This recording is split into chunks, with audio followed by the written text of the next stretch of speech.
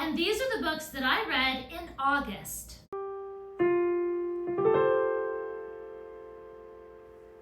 Kind of a medium reading month in August. I did not read as much as I wanted to. I'm really looking forward to the 30 Books in 30 Days readathon in September to help me catch up on some of my reading goals. Before we dive into the statistics and everything that I read in August, I'm going to reach back here to our Booktuber Shoutout book, and we're going to shout out somebody randomly. Today's shout out goes to Monica, the I can't talk. I can't say that.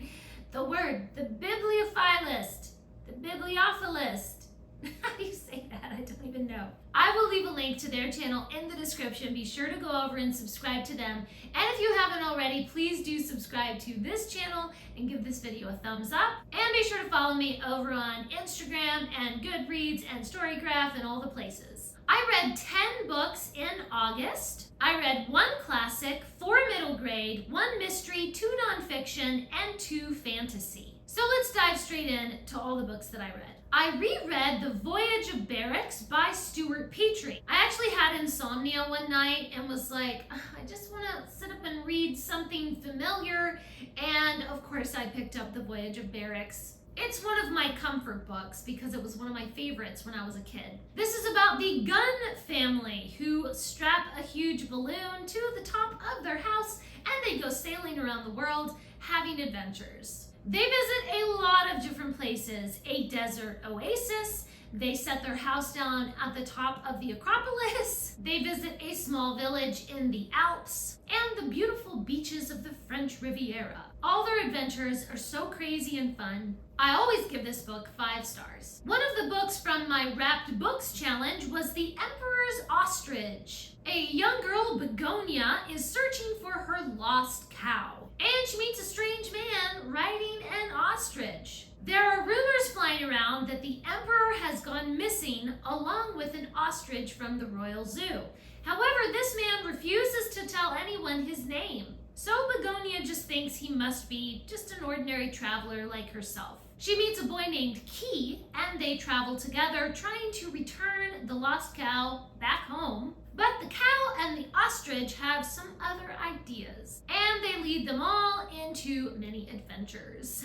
This book is really silly and hilarious, but it wasn't quite my style of humor, but it was still really fun to read, and I enjoyed it. I especially liked Begonia's character. She's very responsible, but through her adventures, she is constantly thrown outside of her comfort zone, where she is forced to deal with these crazy situations beyond her own limited experience and perspective. So we see a lot of character growth for her. And Key is just a very wild and whimsical character, kind of happy-go-lucky no matter what the circumstances may be. I enjoyed this one and I gave it 4 stars. I also read Aunt Dimity and the Wishing Well. I always enjoy the Aunt Dimity mystery series by Nancy Atherton. This is the 19th book in the series. In this one, a young man from Australia comes to visit Finch when he inherits his uncle's cottage. They find an old wishing well in the tangle of the garden behind the cottage, and the villagers jokingly make a few wishes, but when those wishes start coming true,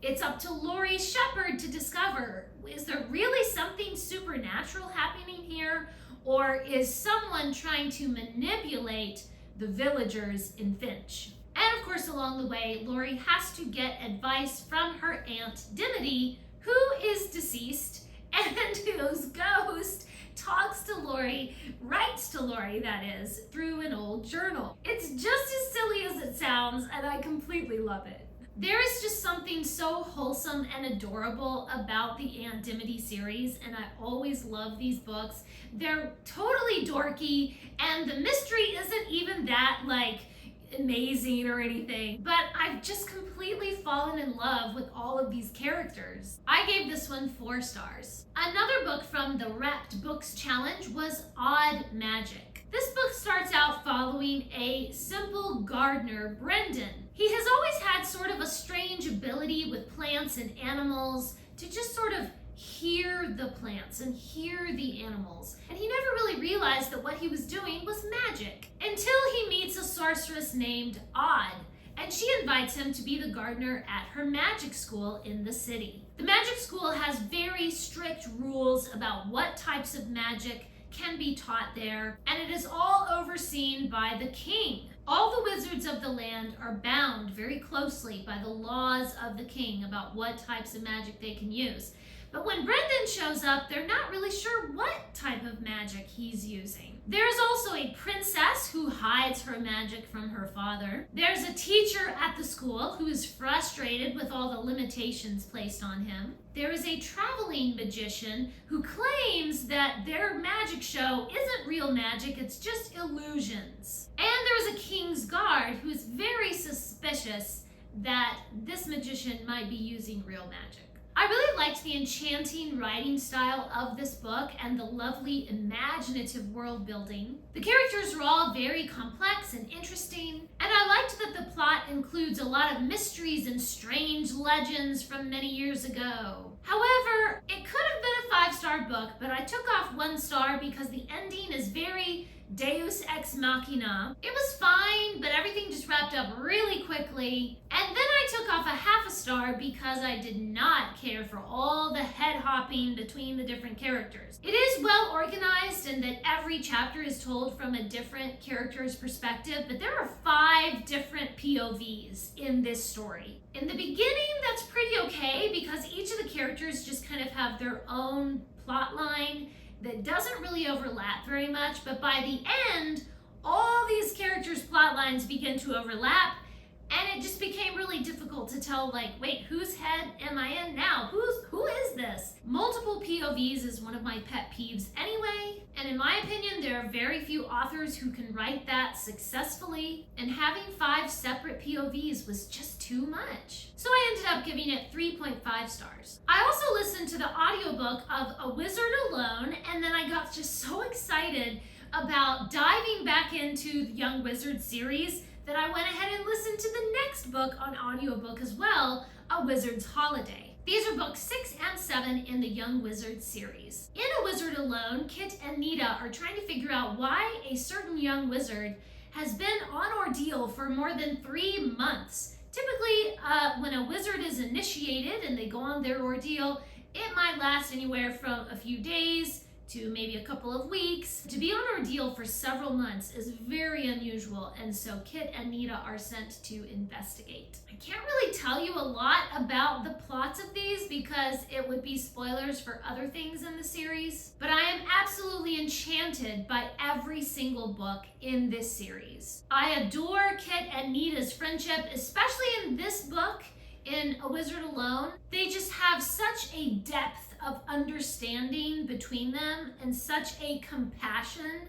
and their friendship is just so strong. They're so comfortable together. And as always, these stories deal with very deep themes about good and evil and connections between people and family togetherness, and how the decisions that we make for good or for evil have long-lasting consequences that maybe we can't foresee. And then in A Wizard's Holiday, Kit and Nita are part of kind of like a student exchange program where they go and visit wizards on another planet. And so they're trying to adjust to this alien culture and learn something about how other people live.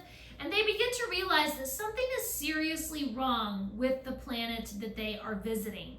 And there's just something missing in this planet. There's a mystery there to be solved. In the meantime, Nita's sister has some wizard exchange students that have come to visit Earth. And she is just trying to get them to not show their alienness to people. She's having to put invisibility spells over them so people can't see all their tentacles and stuff. It's really funny. I really enjoyed A Wizard's Holiday, especially because it kind of shows us a different perspective of good and evil. Of course, it's always good to choose the good, but we kind of do need some sort of conflict and some sort of evil in the world in order to make us stronger and show us what we're capable of. If you never had any conflict, you would never have any reason to use your muscles. And so there's this whole philosophical debate in this book about the nature of good and evil and how we can never really truly grow up until we experience conflict, until we have to make that decision for ourselves between good and evil, and we make the difficult decision to choose what is good instead of what is easy. I just love that every single book has such deep themes and philosophical debates, and the characters are having to make these deeply, intensely emotional, difficult decisions. And of course you have all the delightful world building of the magic and the aliens and all kind of fun things. So I gave both of these books 5 stars. And the classic that I read was The Golden Snare. This is by James Oliver Curwood. Philip is an officer with the Royal Mounted in Canada, and he is tracking down the rumor that a murderer named Bram has been sighted in the wilds of the north. Philip meets an eyewitness who shows him a rabbit snare that Bram left behind, but the rabbit snare is made out of the woven strands of a woman's golden hair. That's why it's called The Golden Snare. So then Philip is hunting down Bram, wondering, is this woman still alive? Did Bram kidnap her? What is going on? And through all of his adventures, then he discovers the answer to the mystery of the Golden Snare. I just loved this adventure so much. I could barely put it down. I read it all the way through in just a couple of days. The pacing is really fast. We just go from adventure to adventure to adventure. Every chapter is full of suspense and action, and there's a really lovely romance in this book as well. I thought it was just really sweet and thoughtful how Philip falls in love in the middle of all the danger and adventure that they're doing. But as the story progresses, he just falls deeper and deeper in love with this woman. And you can tell how for these characters, everything is enhanced because they are running for their lives. They're in danger every minute, and they're just out here completely isolated in the wilderness, fighting for their lives, and all the extraneous things of life kind of fall away. And you're able to just see into the raw truth of people's character. So it's natural that people would fall in love in this very raw, intense way. I just loved it. The adventure was fantastic. The romance was fantastic. The writing was wonderful. I gave it 4 stars. The rest of the books in this video are books that I received for free from a publisher or author in exchange for an honest review. I read Quest of the Dragon's Princess, and I loved it so much that I did a completely separate video with all of my thoughts about Quest of the Dragon's Princess. This is written by a Christian author, and so I really appreciated all the deep Christian themes in this book. And of course, I love fantasy, and anything with the word dragon or princess in it, that is my wheelhouse. I am sure to love it. So go over and watch the video all about Quest of the Dragon's Princess if you want to hear more about why I loved this book. And I also read 2 nonfiction books that I received from publishers. I read Secret Factopia, Follow the Trail of 400 Hidden Facts. So this book gives a bunch of random facts about science and the earth and the universe and animals and trees and weird plants and all kind of crazy things. But each fact sort of leads into the other, and somehow they have something in common. However, it's not always clear which of the facts are just a theory, like a scientific theory, and which of them are actually proven, empirical data, proven facts. So I found that very awkward, and it just made me feel like, well, if they're not going to be clear about what's theory and what's fact, then how can I trust anything in this book? So because of that, I ended up giving it 4 stars. I also read Sky Explorer, A Young Adventurer's Guide to the Sky by Day and Night. So this book answers a lot of questions about the sky and stars and comets and clouds and why the sky is blue and how rainbows work and what are the different types of clouds and what exactly is thunder and lightning. We learn about mirages and stars and planets and the phases of the moon and like eclipses. My favorite section was all about the northern lights. And I liked that this book has a lot of little activities that you can do. You can make up your own constellations. There's a quiz you can take to test your knowledge after you've read the book. There are instructions to make your own lightning with static electricity. It's really fun, really adorable, just a great way to get excited about science. And and I gave it 5 stars. And those are the books that I read in August. Please leave me a comment and let me know what are some of your favorite books that you've been reading recently. And of course, let me know if you're excited to dive in to the 30 Books in 30 Days readathon in September. I will leave links to all the information about the readathon in the description, so be sure to let me know if you are going to be joining in. Thanks for watching. Please subscribe, and remember, the right book in the right hands at the right time can change the world.